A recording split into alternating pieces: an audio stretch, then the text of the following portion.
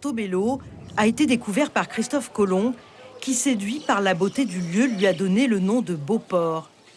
Portobello a surtout été un centre névralgique pour le commerce de l'or et la traite négrière. Des milliers d'esclaves sont arrivés ici au XVIe siècle. De cette histoire tragique restent des vestiges comme ce bâtiment des douanes ou ce fort avec ses canons pointés vers la mer des Caraïbes.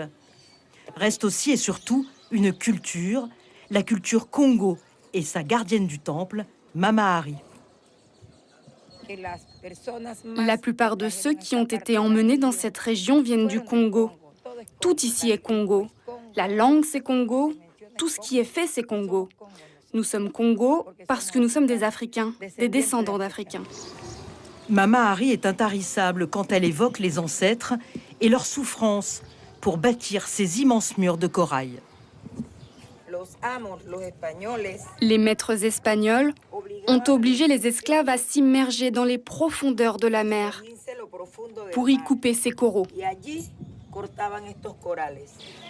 95% des habitants de Portobello sont d'origine africaine et la culture Congo fait partie intégrante de leur quotidien.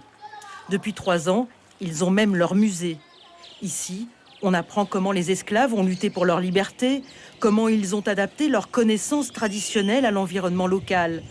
Une histoire singulière qui a valu à la culture Congo d'être inscrite depuis novembre 2018 au patrimoine culturel immatériel de l'UNESCO. Toute la population est très fière de cette décision parce que c'est la reconnaissance d'une culture, c'est l'histoire de la lutte d'un peuple libéré de l'esclavage, devenu cimarron, qui se souvient de son histoire avec fierté. Nous espérons que davantage de visiteurs viendront, que beaucoup de gens s'intéresseront à l'histoire, à la culture et à la nature de Portobello. La danse est l'une des composantes les plus importantes de la culture Congo. Une danse, mais aussi une forme d'expression pour dénoncer l'esclavage, évoquer les luttes pour la liberté ou encore parodier l'Église ou la couronne espagnole.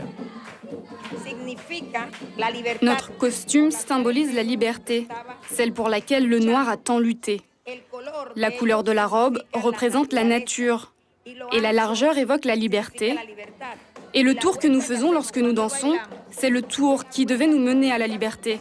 C'est pourquoi cette danse est libre, parce qu'elle nous mène à la liberté. La culture Congo se transmet de génération en génération.